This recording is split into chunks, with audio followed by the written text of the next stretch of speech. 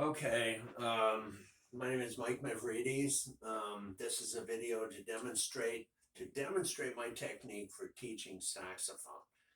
I will be playing this on this demo on a Martin tenor saxophone, a vintage saxophone, manufactured in Elkhart, Indiana, in 1946. This is an excellent vintage horn. Uh, it is known alternately as the committee. The model is the committee. Um, it's also called the Martin tenor. Those two names are both associated with this particular vintage saxophone.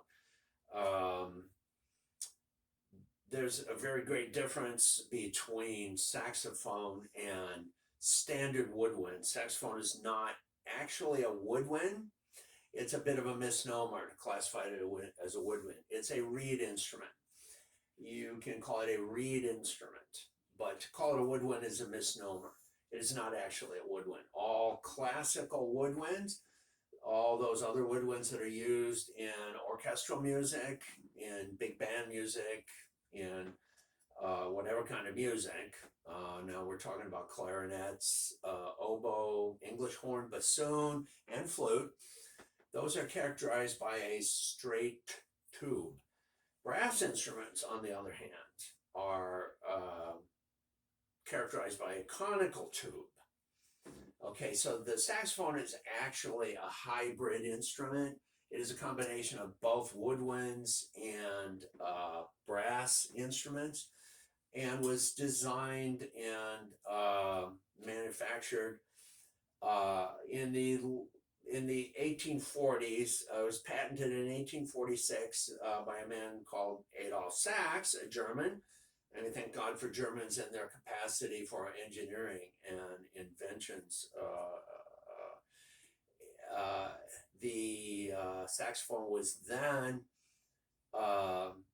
really brought into the orchestral musical world by a man by the name of Sigurd Rascher. Now, the saxophone is originally a three octave instrument, same as flute.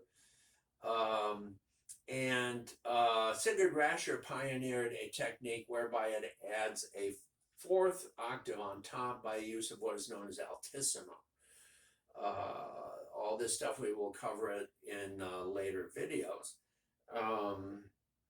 Let's see. So the saxophone is really the only truly modern instrument in the category of band instruments, orchestral instruments, other than strings.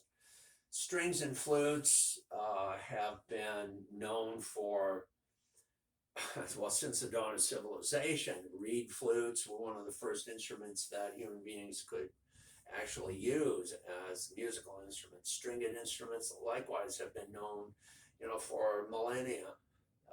In the European community, the development of woodwinds, clarinet, like we said, oboe, English horn, bassoon. Those instruments, even though they can be made in the modern age out of plastic, in which case they're not woodwinds, they're plastic ones, I guess. But the saxophone is the only truly modern instrument. To teach it in the same way as traditional woodwinds is a mistake. The capacities of the instrument far exceed the capacities of a standard woodwind. And that's where my technique of teaching takes over. To describe it as my technique is a bit of a misnomer. It's actually a conglomerate of many techniques that I have learned from teachers, from various teachers, from experimentation on my own, and from discussions with other saxophone players.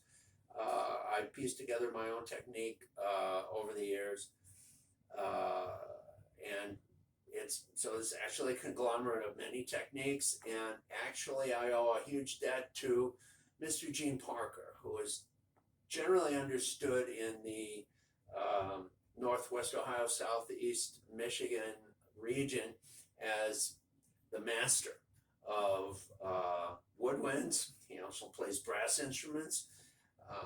He plays the bass, he plays piano. He's the master of jazz theory, of musical theory of any kind. And I owe him a large debt as far as my own musical education. At any rate, this video is to demonstrate my technique, which will be done on a Martin tenor saxophone, vintage saxophone, and we'll go into the differences between vintage and modern saxophones in some other video. This video is for the exclusive use of Toledo School for the Arts. However, it is my technique that I will be teaching, and I retain rights, copyright to this video and this technique. Like I said, this is a tenor, the Martin tenor. It's a vintage instrument. It's a marvelous instrument. And I will be using a stock mouthpiece. By that I mean, this is a beginner's mouthpiece. It is a relatively small gap between the reed and the mouthpiece. It is a small chamber. We'll go into the differences in mouthpieces in some other video. I'll be using a number 2 reed on my stock mouthpiece here. It's a very, very soft reed. Just to demonstrate, here we go.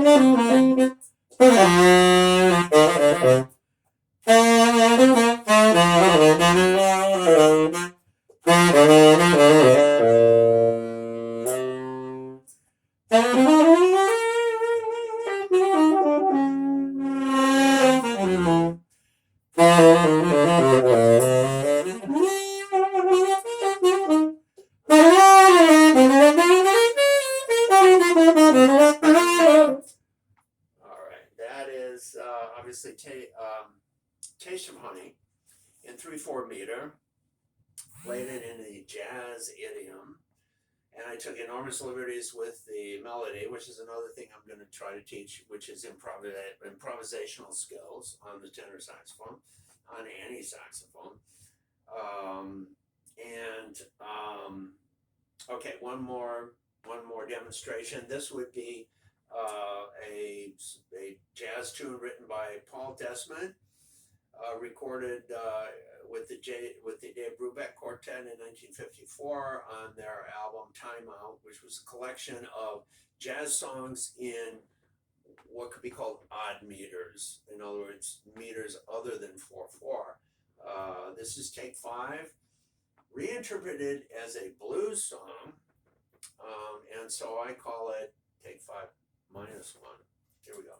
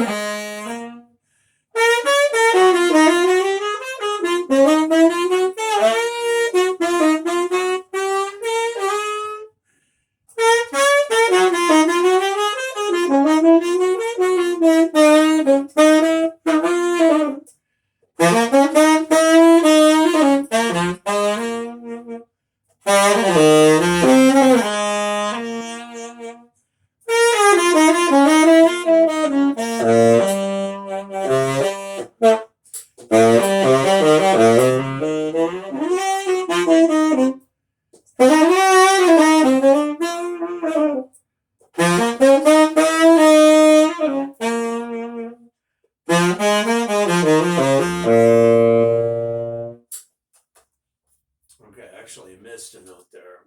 My breath support faltered. I'm not really used to recording myself in this manner, and so I guess I got a little nervous and I dropped my technique there. Okay, nobody's perfect. This technique that I am trying to put forward here is useful on all 4 of the major saxophones. That would be baritone, tenor, alto, and soprano. I believe it is useful in any musical style, and that's what successive videos are going to try to teach. Thank you for your attention, and I hope this will be a very productive experience for us all. Thank you.